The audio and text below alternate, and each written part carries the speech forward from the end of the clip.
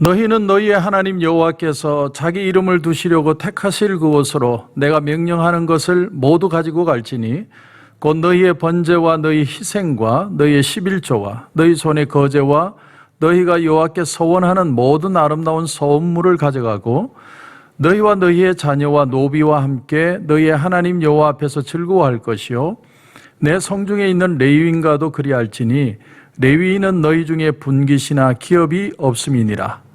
너는 삼가서 내게 보이는 아무 곳에서나 번제를 드리지 말고 오직 너희의 한 지파 중에 여호와께서 택하실 그곳으로 번제를 드리고 또 내가 내게 명령하는 모든 것을 거기서 행할지니라.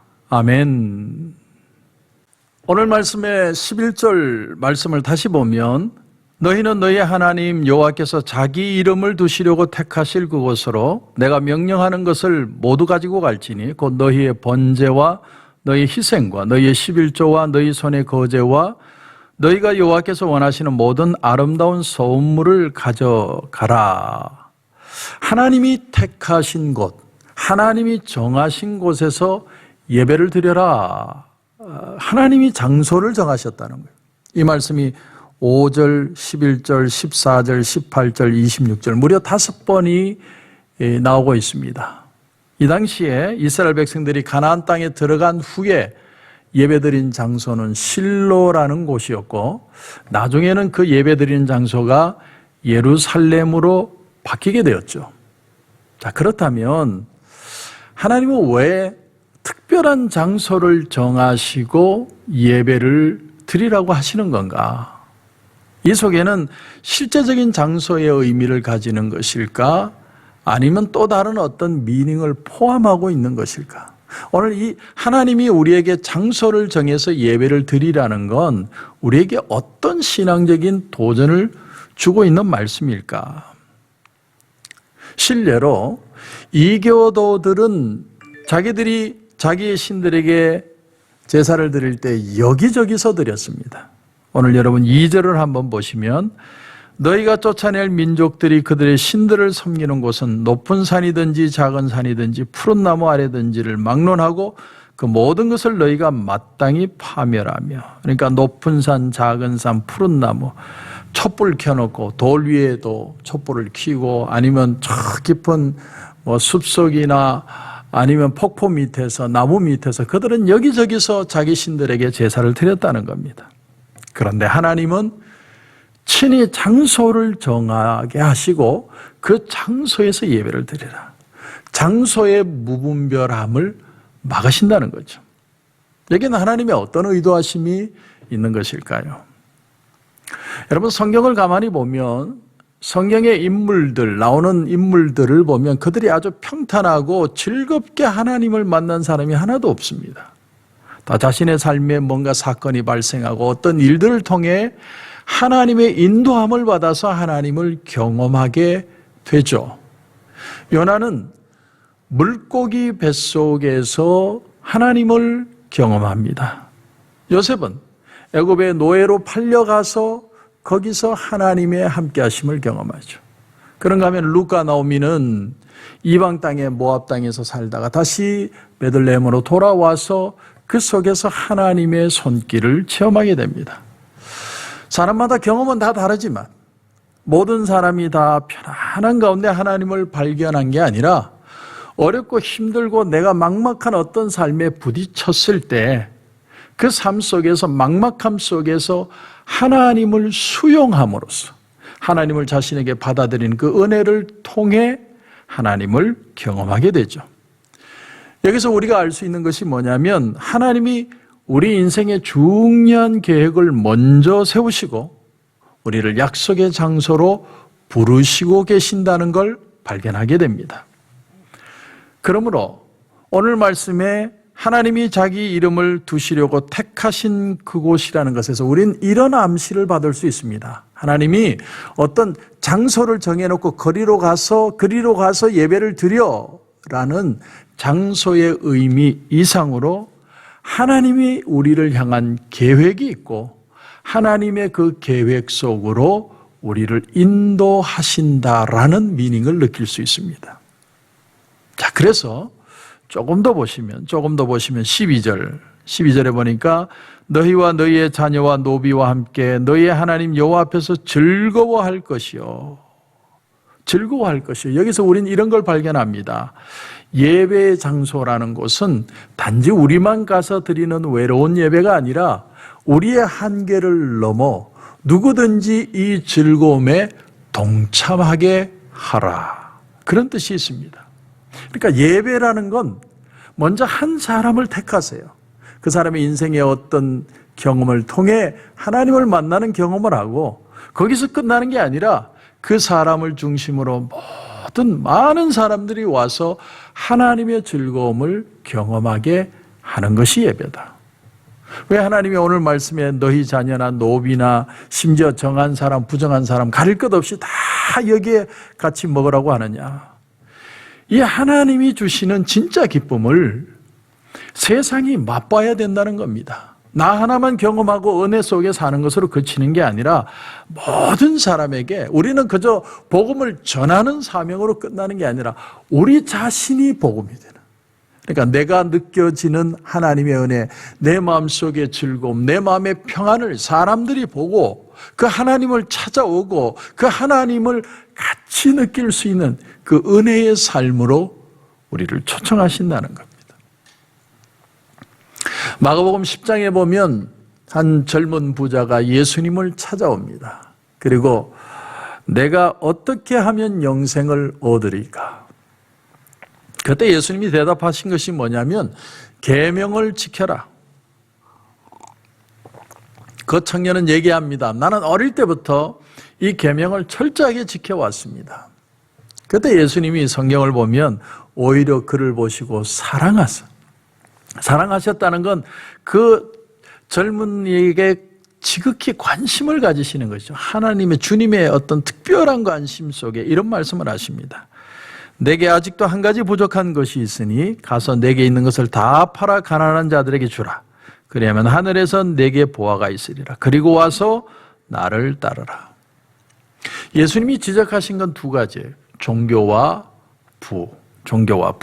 예수님은 오늘도 우리에게 동일한 도전을 주십니다. 뭘 도전으로 주시냐면 우리가 평안하다고 생각하는 틀, 내가 익숙하다고 생각하는 틀, 내가 안전하다고 생각하는 틀을 깨고 나와서 진정한 주님의 즐거움을 맛보라는 겁니다. 우린 정해진 시간에 예배도 드리고 헌금 생활도 하고 내가 봉사도 하고 내가 지금까지 해오던 유스트된 익숙한 삶의 틀이 있습니다.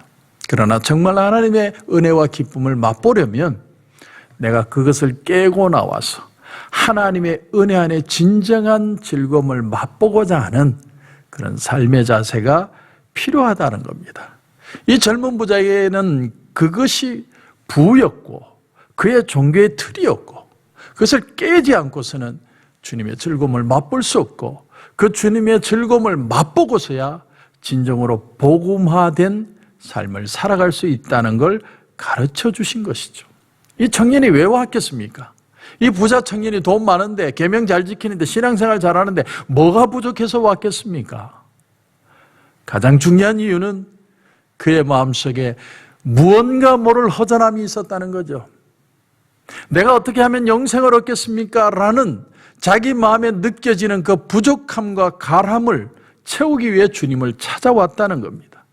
그래서 주님이 보시기에 지금 그 청년에게 필요한 건 그 돈이라는 안정화된 신앙의 루틴한 삶을 깨고 나와 진정으로 주님을 만나는 기쁨을 맛보기 위해서 이 청년에게 필요한 건 가난한 자에게 모든 걸 팔아서 나눠주고 너는 나를 따라라. 주님을 진짜로 만나는 경험이 필요했다는 것입니다. 그러니까 내 삶이 하나님의 메시지가 되게 하라는 겁니다. Be the Message라고 하는 책에 보면 그 책에 보면 시 한 편이 나옵니다. 좀 긴 시인데 제가 한번 읽어보겠습니다. 여러분 한번 들어보십시오. 처음에는 하나님을 감시자로 보았다. 내가 죽어서 천국에 갈지 지옥에 갈지 판단하기 위해 내가 잘못한 일을 빠짐없이 기록하는 내 심판자. 그분은 마치 대통령처럼 저 멀리 계셨다. 사진을 보면 그분인 줄 알아볼 수 있었지만 그분을 진정으로 알지는 못했다. 하지만 나중에 그리스도를 만나고는 나의 삶이 자전거 타기처럼 느껴졌다. 아니, 2인용 자전거 타기. 그리스도께서는 뒷자리에서 나와 함께 페달을 밟고 계셨다. 정확히 언제인지는 모르겠지만 그분이 자리를 바꾸자고 하셨다. 그때부터 삶이 완전히 달라졌다. 내가 조정할 때는 어디로 갈지 정확히 알았다. 좀 따분하긴 했지만 예측 가능했다. 두 지점 사이의 최단 거리였다. 하지만 그분이 핸들을 잡자 유쾌한 굽이길로 가셨다.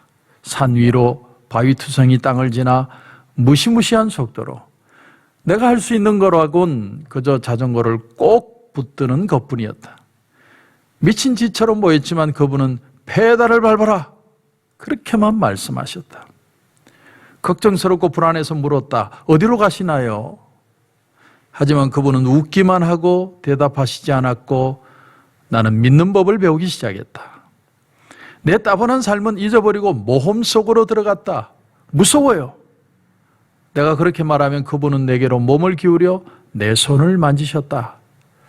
그분은 내게 필요한 은사들을 가진 사람에게로 나를 이끄셨다. 치유의 은사, 포용의 은사, 기쁨의 은사.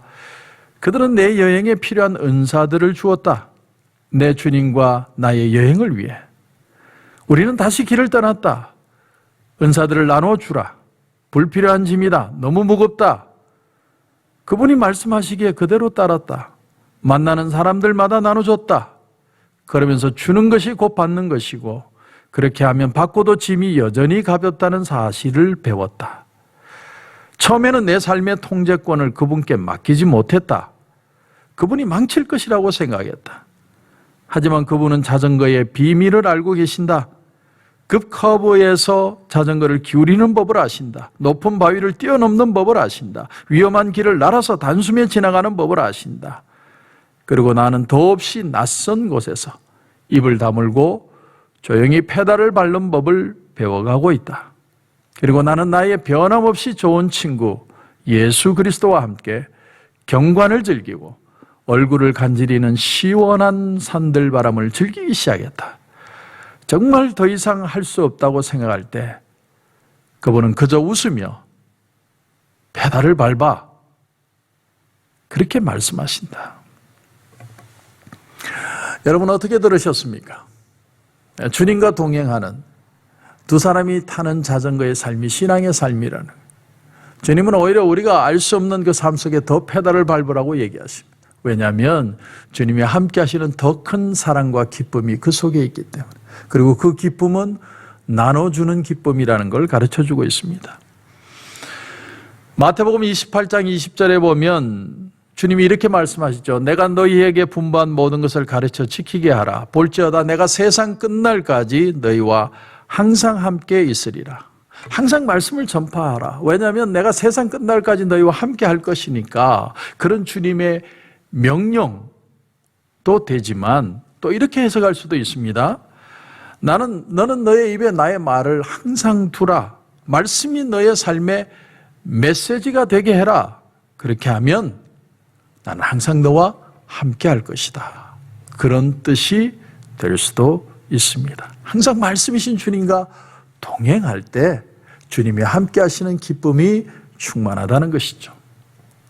초대교회 당시에는 교회 건물이라는 게 없었습니다. 가정으로 모였고 어려움이 오면 또 그 어려움을 피해서 소그룹으로 모였습니다. 그러면 실로나 예루살렘으로 예배의 장소를 정하는 건 잘못된 겁니까? 그러나 오늘 이 말씀을 통해 우리가 깨닫는 아주 중요한 사실은 그들이 모일 때마다 어떤 장소였든 어떤 모임이든 그 속에는 주님이 함께하는 기쁨이 있었다는 사실입니다. 그러므로 오늘 말씀이 하나님이 정하신 장소로 가서 예배를 드리라는 말씀은 단지 장소에 국한되는 게 아니라 그곳에 하나님의 은혜가 있고 말씀이 있고 기쁨이 있고 회복이 있고 또한 그 기쁨과 회복을 같이 나누는 곳이 되는 곳. 그곳이 바로 예배요. 거기가 바로 예배의 장소라고 하는 사실입니다. 사랑하는 성도 여러분, 오늘 우리가 드리는 이 온라인 예배 속에도 하나님의 기쁨과 하나님의 회복은 있습니다. 그래서 이곳이 예배의 장소가 되는 것이죠. 여러분, 내가 바로 교회입니다. 내 삶의 그리고 드러남이 교회됨이 되는 것입니다. 오늘도 말씀 안에 거하며 예배가 있는 곳, 그리고 그 예배의 즐거움을 나눌 수 있는 저와 여러분이 되셔서 참 예배에 성공하시는 저와 여러분이 되시길 주님의 이름으로 축원합니다. 기도드리겠습니다. 하나님 은혜를 감사합니다. 오늘 이 아침에도 우리가 하나님이 정하신 곳이라는 그 예배의 개념에 대해서 생각해 보았습니다. 오늘 우리가 그저 루틴하게 예배를 드리는 습관에 그치지 않게 하시고 그 틀을 깨고 나와서 정말 하나님을 만나고 은혜를 경험하고 기뻐하고 회복되는, 그래서 그 사랑이 나누어지고 치유되어지는 믿음의 공동체의 역사가 우리 가운데 일어나게 하여 주시옵소서. 오늘도 기도하는 가운데 하나님 큰 은혜 주실 줄 믿고 예수님의 이름으로 기도드립니다. 아멘.